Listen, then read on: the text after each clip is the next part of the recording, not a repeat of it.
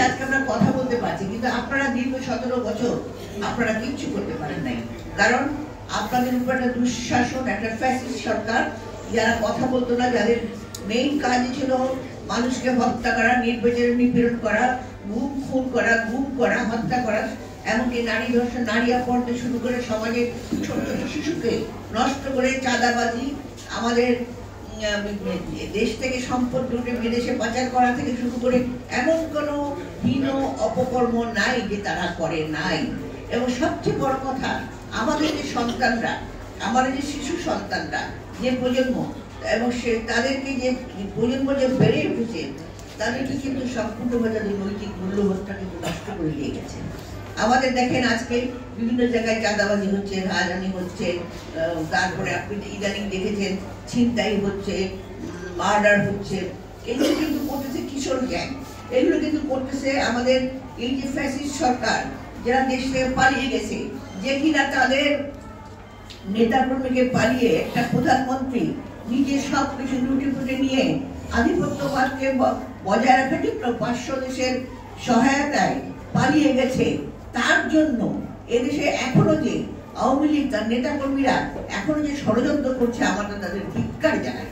আপনাদেরকে যখন ফেলে চলে যায়, আপনাদের তো কই, আপনাদের তো কোনো দরদ দেখায়নি, তিনি তো ঠিকই তার নিজের জায়গা করে নিয়ে সরে গেছেন, তার পরিবারকে সরিয়ে নিয়ে গেছেন। তো আজকে যে কিশোর গ্যাং বলেন, আজকে যে নৈতিক অবস্থান দেখেন, সবখানে দুর্নীতি, ঘুষ এবং ছিনতাই, রাহাজানি, এটাই হচ্ছে। তো এই অবস্থা থেকে দূর করতে হলে আজকে আপনারা হলেন সবচেয়ে বড় হাতিয়ার, সবচেয়ে বড় শক্তি।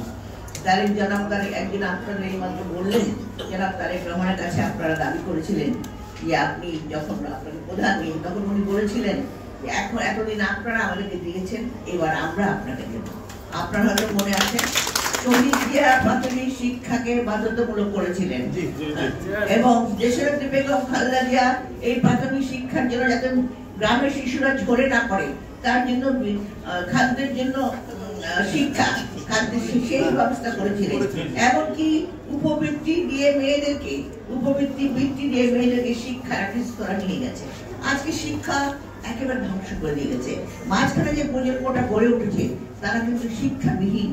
কারণ আমরা শুনেছি টিচাররা বলতো আমাদের কাছে, আমাদেরকে বলা হতো, তাদেরকে বলা হতো খালি খাতে নাম্বার দিতে, G5 কোনো পড়াশোনা হতো না। এখনো স্কুলে পড়াশোনা হয় না। এখন একটা সমাজে একটা পরিবর্তন এসছে। আমরা যে এই যে দেশের বেগম খালেদা জিয়া, আপনাদের হয়তো মনে আছে, একসময় প্রাথমিক শিক্ষকরা কি করতেন, একটা ছাত্র যখন রিটায়ার করতেন, একটা ছাতা বগলে নিয়ে ঘরে ফিরে যেতেন, কিছু লাউ কুমড়া, এটা ফুলের মালা নিয়ে।